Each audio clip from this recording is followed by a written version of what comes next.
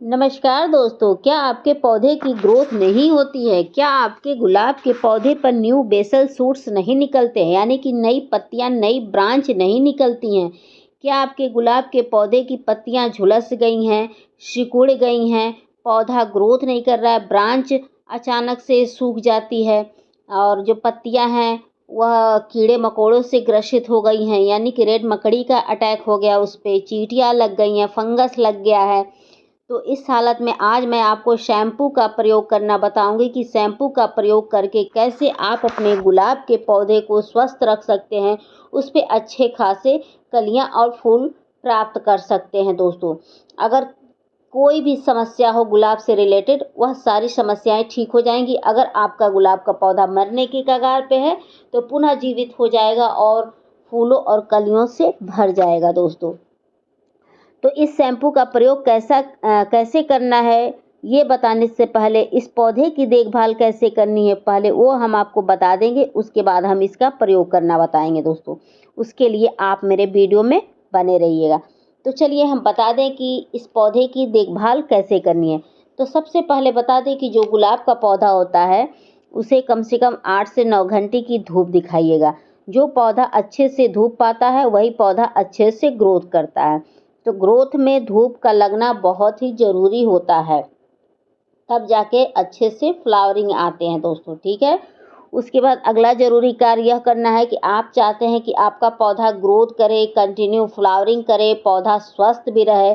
उसके लिए महीने में एक बार मिट्टी की खुदाई करिएगा। मिट्टी की खुदाई करने से मिट्टी की उर्वरा शक्ति बढ़ती है, जिससे पौधा अच्छे से ग्रोथ करता है। दोस्तों, मिट्टी की ताकत को बढ़ाने के लिए महीने में एक बार खुदाई करना बहुत ही ज़रूरी होता है। उससे एक फ़ायदा और होता है, थोड़ी मिट्टी ढीली हो जाती है, ताकतवर भी हो जाती है। ठीक है।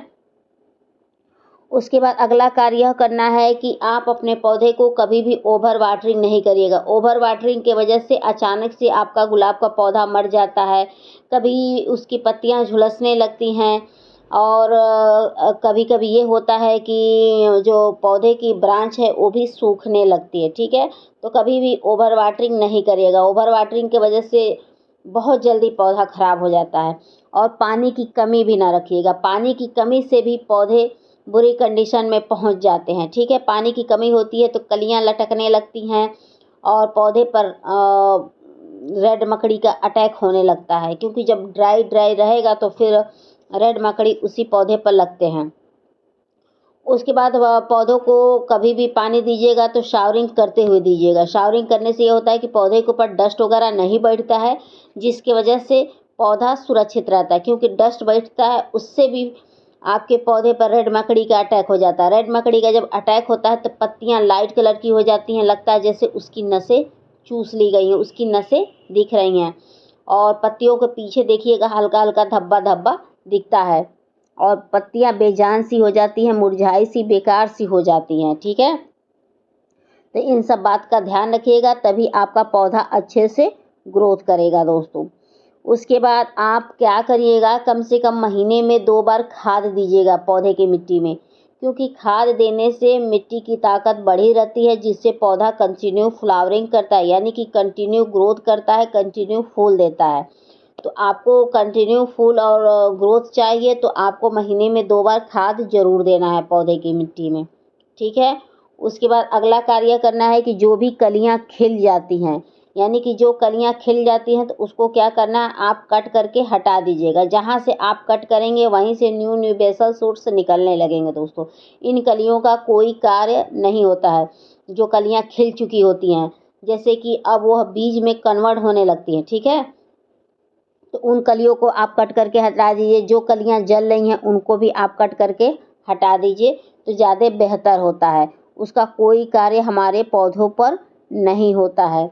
तो सूखी कलियां, बीज वाली कलियां और जो भी मतलब बेकार है उस सबको हटा दीजिएगा। जो फ्रेश वाला होगा उसको रखिएगा। जो खराब पत्तियां होंगी उसको भी आप हटा दीजिएगा, क्योंकि एक पत्ती अगर खराब रहेगी तो दूसरी पत्ती को भी यह खराब कर देगी। दोस्तों, इस बात का ध्यान रखिएगा।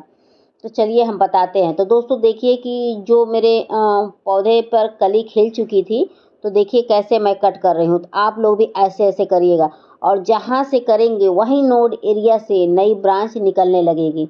तो आप लोग को लगे हाथ मैं कट भी करके दिखा दे रही हूँ। तो देखिए कैसे कट करना है। ये गुलाब बता दें दोस्तों कि गुलाब ऐसा पौधा होता है कि जितना ही इसकी कटाई छटाई होती है उतना ही पौधे की ग्रोथ बहुत अच्छी खासी होती है, बम्पर होती है। तो ये फ़ायदा होता है गुलाब की कटाई छटाई का।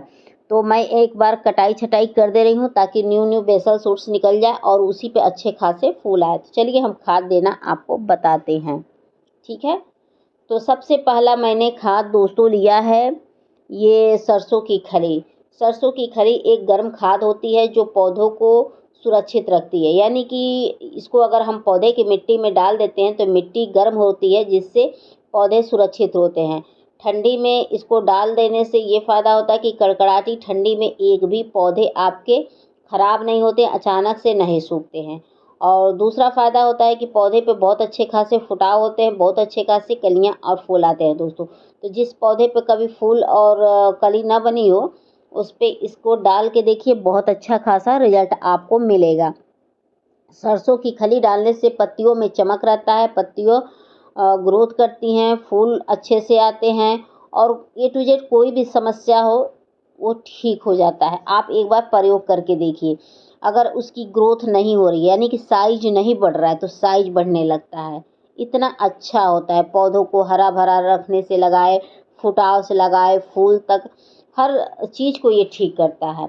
उसके बाद मैंने ये नीम खली लिया। नीम खली डालने से ये होता है कि मिट्टी के अंदर अगर कोई कीड़े मकोड़े रहेंगे तो वो दूर भाग जाएंगे, जिससे आपका पौधा सुरक्षित रहेगा। क्योंकि मिट्टी के अंदर कीड़े मकोड़े लग जाते हैं तो जड़ों को खोखला करते हैं, जिसकी वजह से हमारे पौधे अचानक से सूख जाते हैं। तो जड़ों को सुरक्षा प्रदान करने के लिए नीम की खली डालना बेहद ही ज़रूरी होता है पौधे की मिट्टी में। इस बात को ध्यान रखिएगा। आपको इच्छा करे तो आप लिक्विड फॉर्म में डालिए, इच्छा करे तो आप ऐसे डाल सकते हैं दाने फॉर्म में किसी तरीके से, ठीक है।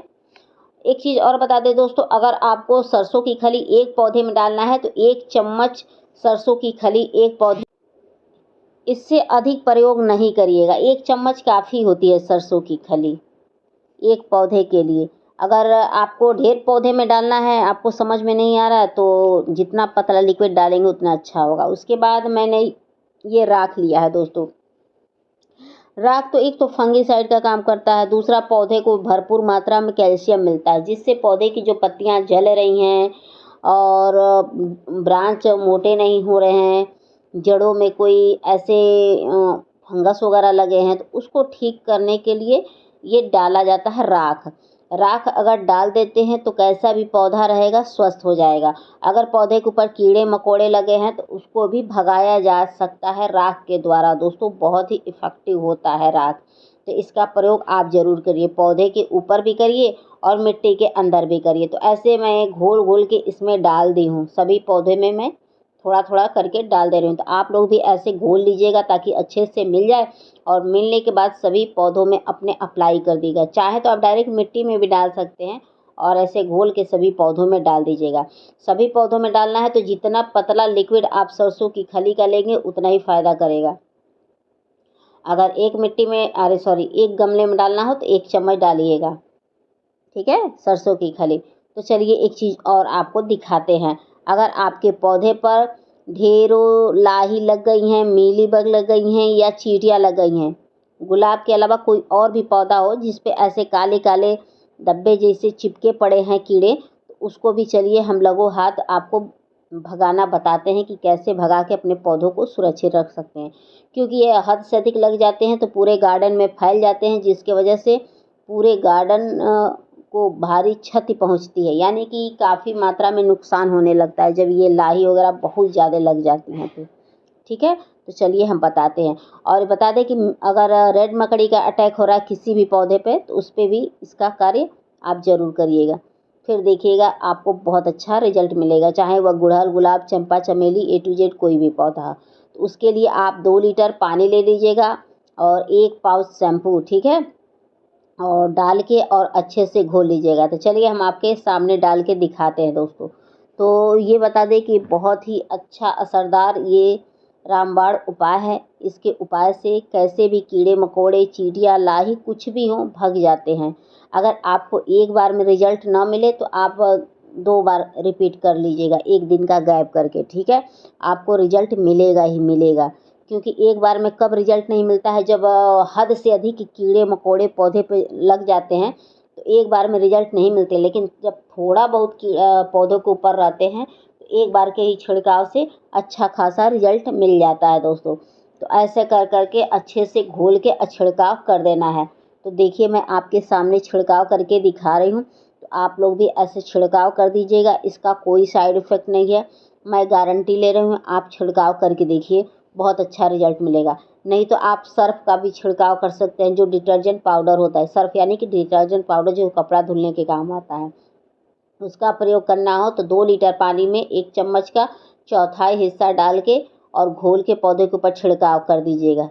तो दोस्तों देख लीजिए, पौधे के ऊपर झाग भी जा रहा है, ठीक है। तो ये मैं आपको प्रूफ दिखा रही हूँ।